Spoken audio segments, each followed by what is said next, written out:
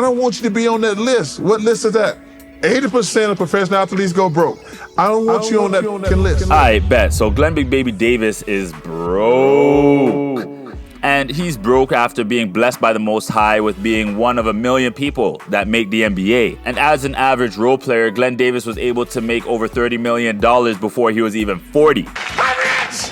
I'm rich! And like many of you, I said to myself, hey bruh, you give me that kind of money, I will be set for life. And I'm sure that's what Glen Davis also thought. But instead, this is his new reality. Glen Big Baby Davis received a 40-month prison sentence today for his 2023 conviction in a scheme to defraud the league's health care benefits plan. 22 people, including 18 former players such as Terrence Williams and Keon Dooling, have been sentenced in the case, which centered around filing false medical claims. Davis was a member of the Celtics' 2008 championship team. Big Baby Davis was not the only one that was involved in this. In fact, 18 of the 22 people that were arrested in this scheme were ex-NBA players. U.S. Attorney Audrey Strauss said the scheme's linchpin was former New Jersey Nets lottery pick Terrence Williams. Other defendants include former lottery picks such as Sebastian Telfair and Darius Miles, as well as former NBA champions Glen Big Baby Davis and Tony Allen. Allen's wife was also indicted. Now, I really don't want to be too judgmental or too harsh, but if you're going to run fraud, the last place you want to run fraud on is your former workplace. I mean, it doesn't really get dumber than that. Or does it? Other players claimed to receive identical treatments on identical dates and submitted invoices that contained, quote, unusual formatting, grammatical errors, and in one case misspelled their purported patient's name. Now, a lot of people are looking at it like, damn, that's a harsh sentence for some insurance fraud, especially when you consider what happened out in Mississippi.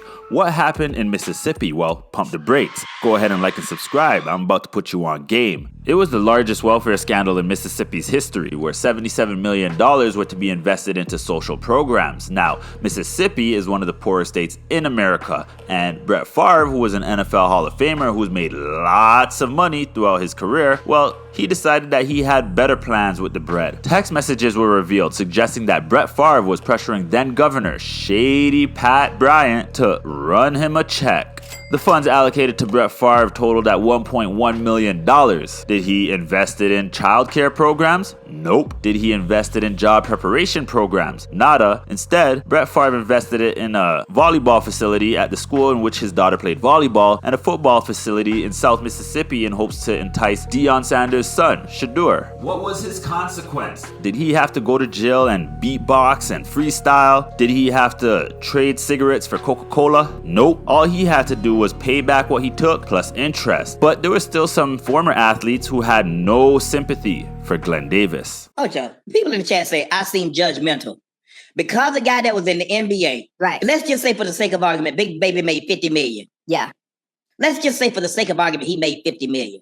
How am I judgmental? Am I supposed to say, I feel bad for Big Baby? He made 50 million. Hey, okay. Tell the chat, tell the chat real quick. Do me a favor. Look at the stats. Look at the stats on the number of NBA players that go broke once they're done playing. Look at NFL players. NFL. Look at the stats for the NFL players that go broke once they're done playing. Hey, no, I'm not judging it. It's dumb. He dumb. He wasted his money. Yeah. You can't get mad at me because Ocho and I are pointing out the things that guys did that caused them to be in this situation. Now imagine that. Imagine going from eating at Michelin star restaurants to eating Cheetos and ramen fusion. From living in a mansion to living in a jail cell with a cellmate.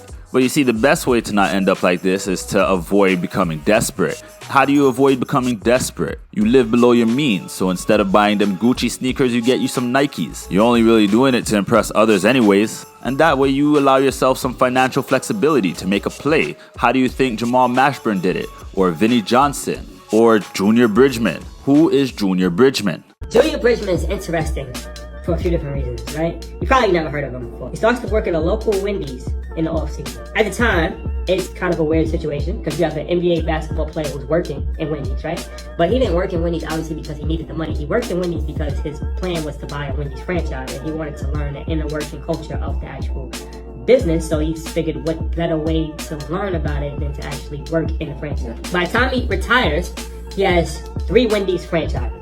Right? In the next 15 years, he turns those 3 Wendy's franchises into 160 Wendy's franchises and also 120 Chili's franchises, which made him the second largest franchisee holder for Wendy's in the world. Not in America, in the world. And he amasses a net worth of $400 million. And that's Junior Bridges, a guy that made $350 in his highest earning year and is now worth $400 million. And shout out to Junior Bridges, because I actually had some Wendy's today. You know, I love me a crispy chicken wrap or grilled chicken Caesar salad without the bacon. So shout out to Junior Bridges for feeding the people. Thank you. Thank you.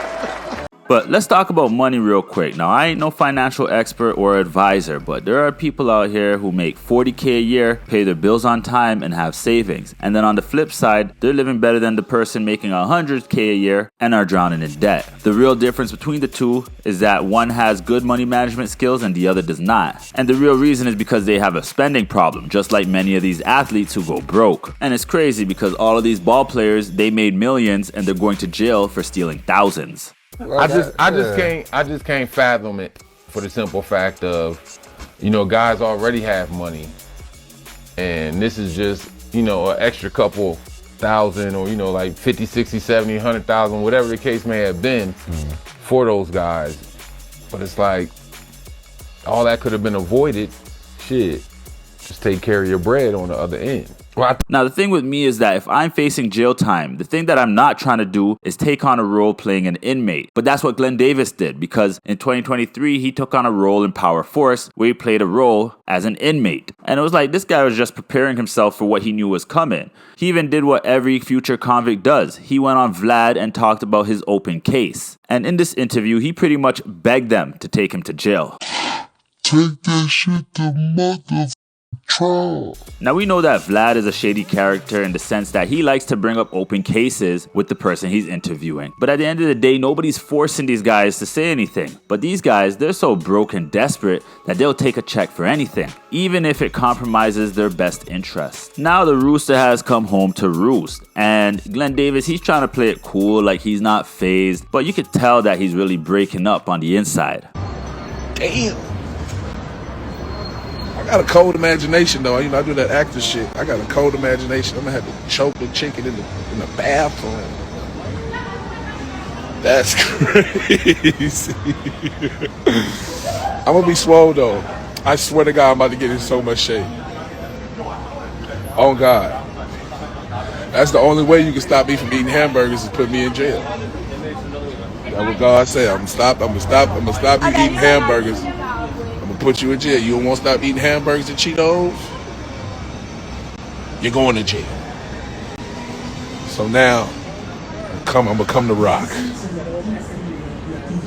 The most unfortunate part about this story is the fact that he probably put a lot of money in a lot of people's pockets, but the day he got sentenced, he had nobody in his corner beside his lawyer in that courtroom. Now, I've made other videos on guys like Joe Smith and Trevor Ariza who have gone broke after their career, and it's really to show you like how easy it is to fall off if you don't have your head on a swivel. Get your mind right, get your grind right, cash out, and never crash out. Peace.